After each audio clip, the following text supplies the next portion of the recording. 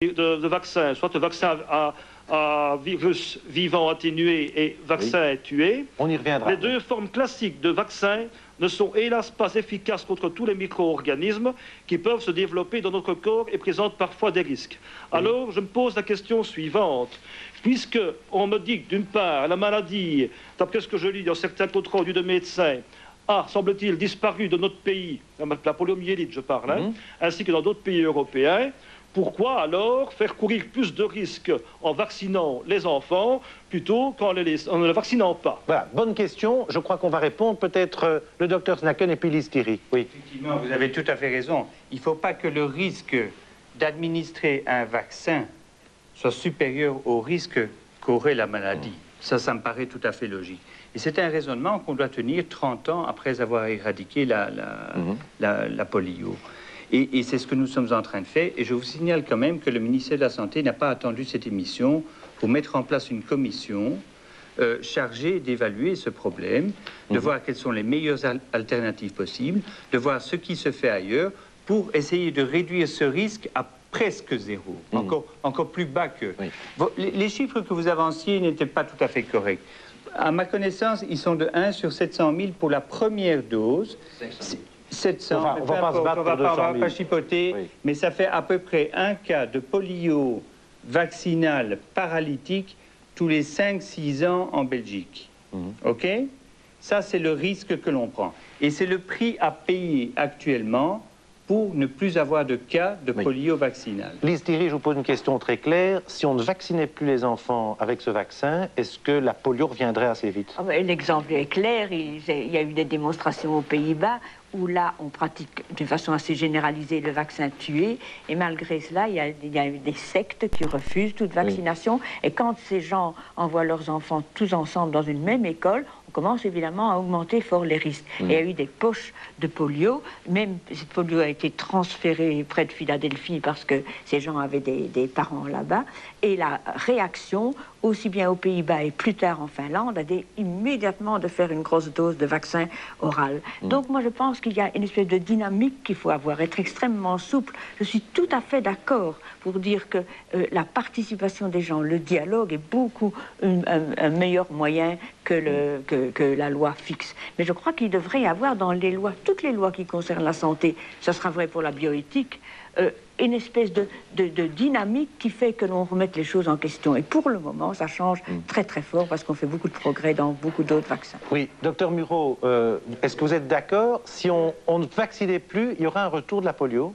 C'est-à-dire que la vaccination telle qu'elle est faite, la vaccination pasteurienne, est terriblement dangereuse parce qu'elle modifie le terrain et elle crée de nouvelles maladies. Attendez, concrètement? D'après mes constatations, il n'y a pas eu de poliomyélite avant la vaccination antidiphtérique. Et là, en ce qui concerne la diphtérie, à l'heure actuelle, nous pouvons encore traiter des méningo-encéphalites tuberculeuses avec le vaccin antidiphtérique dilué et dynamisé aux doses homéopathiques. Oui, et vous voulez dire quoi par là? Parce que j'avoue que je n'ai pas très bien compris, moi. Ah, bon. Eh bien... Donc vous voulez dire que le vaccin contre la diphtérie a provoqué les polios? A provoqué la polio. Bon, et c'est prouvé, ça? Comment? Vous vous basez sur quoi? C'est une constatation. Est-ce que nous avons eu des cas de polio avant qu'on ne vaccine contre la diphtérie? Oui, mais moi je vous posais aussi une autre question, c'est si on supprime le vaccin anti-polio, est-ce que la polio va revenir? Ah, mais il ne faut surtout pas supprimer le vaccin anti-polio, mais il faut supprimer celui qu'on fait. Ah, il faut en faire un autre? Oui, il faut, et j'ai eu l'expérience sur les oiseaux, sur les poulets et sur les porcs. J'ai fait des expérimentations avec des doses en 200e corsacovienne. Oula, oui. Quoi, c'est un vaccin homéopathique? En dilution homéopathique. J'ai fait des expérimentations dans des élevages de volailles avec succès total. Oui. Donc si je vous comprends bien, docteur, vous voudriez supprimer le vaccin actuel pour en faire un autre? Oui, c'est ça. OK. Un qui ne soit pas Lise Thiry, dangereux. Pour que notre téléspectateur comprenne, visiblement le docteur Murau attaque un peu les vaccins, comme vous avez pasteurisé? Oui, c'est-à-dire que Pasteur a mal compris le problème des vaccinations. Okay, Il ne faut oui. pas oublier l'histoire des vaccins. C'est Jenner qui a été le premier à généraliser la vaccination antivariolique et c'est à lui qu'on doit le nom de vaccine. D'accord.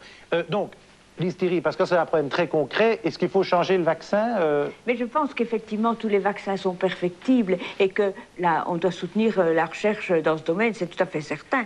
On a aujourd'hui un progrès extraordinaire parce qu'on va faire un vaccin contre la coqueluche qui soit beaucoup moins toxique. Et chose assez curieuse, une fois qu'un vaccin est introduit dans les mœurs, comme le vaccin contre la coqueluche, mais qui n'est pas obligatoire, il provoque relativement moins de remous et de fronde, si je puis dire. Moi, je crois qu'il faut être très attentif à ça. Le vaccin ancien contre la coqueluche provoquait plus d'ennuis que le vaccin contre la polio. La deuxième chose que je voudrais tout de même dire, c'est que c'est ce raisonnement à très court terme qui me tracasse dans le cas du papa de cette petite fille. Parce que c'est vrai qu'elle est bien importante aujourd'hui, mais il ne va pas la tenir en laisse. Et si plus tard elle voyage, ce qui je lui souhaite, elle va aller dans des pays où il y a la polio et elle risque de l'attraper. Oui. Réponse, parce que ça c'est une très bonne question finalement. Réponse là-dessus. S'il donne à sa petite fille une 200e corsacovienne du vaccin anti-polio. Oui. Mais là, vous faites de la pub pour l'homéopathie, finalement. Comment? Vous faites de la publicité, entre guillemets. Non, je ne fais pas de publicité pour l'homéopathie, mais je fais mes constatations. Oui. Mais là, on a compris. Alexandre veut réagir. Oui, je voudrais réagir au propos de Mme Thiry. En fait, j'ai ici avec moi les copies du premier congrès européen de pédiatres qui s'était tenu à Liège, où Mme Thiry, précisément, on rapporte au moins ses propos, où elle dit que, par exemple, un vaccin de type Sabin ne serait plus acceptable aujourd'hui. D'autre part, puisque la maladie a, semble-t-il, disparu totalement dans notre pays, je vois des rapports ici où des médecins me déclarent que, finalement, les seuls cas de polio enregistrés dans notre pays sont ceux, justement, provoqués par le vaccin, soit directement, soit au contact de vaccinés, par des personnes non immunisées. Alors, encore une fois, je relance la balle. D'accord, oui, il a relancé la balle. Qui veut répondre, Dr Snaken? Il a tout à fait raison. Je crois que c'est nouveau. Il ne faut pas que le risque vaccinal soit supérieur au risque de la maladie. Alors, effectivement, je crois qu'il est temps de changer son fusil d'épaule et de dire, est-ce qu'il n'y a pas une autre stratégie qui permettrait de réduire le risque encore plus bas que ce qu'il n'est actuellement? Et je crois, par exemple, qu'une ou deux injections de vaccins injectables pour commencer, suivi de doses orales, pourrait réduire ce risque à presque zéro. Alors justement, mais le vaccin injectable, je tiens à le préciser, n'est pas parfait. Oui. Il y a des vaccins renforcés, comme on les appelle. Pour qu'on comprenne, ils ne sont pas parfaits. Dr Snaken, pour qu'on comprenne, en France, c'est un vaccin, je crois, polyinjectable mort, enfin le virus est mort. Oui. En Belgique, il est vivant atténué, si je résume. Oui. Bon, alors une question simple. Pourquoi on ne fait pas, pourquoi on ne fait pas comme en France, ou quel est l'avantage de la Belgique? Écoutez, très brièvement, hein. Très brièvement, Madame Thiry est beaucoup plus calée que moi dans ce domaine, mais très brièvement, il y a une histoire de coût, mais c'est pas énorme. Le vaccin injectable coûte un peu plus cher que le vaccin oral, mais c'est pas ça qui va grever le budget de la santé publique. Oui. C'est un geste qui est quand même plus difficile. Des injections, c'est plus difficile que 2 gouttes dans la bouche à l'ONE ou à Kintenkesi. Mais ce qu'il y a, c'est que le vaccin oral provoque une protection au niveau de l'intestin et de l'oropharynx très très importante et qui coupe la chaîne de transmission. Chose que fait mal le vaccin injectable. Ça, c'est l'avantage. Et ça, c'est un des avantages qu'il ne faut pas méconnaître.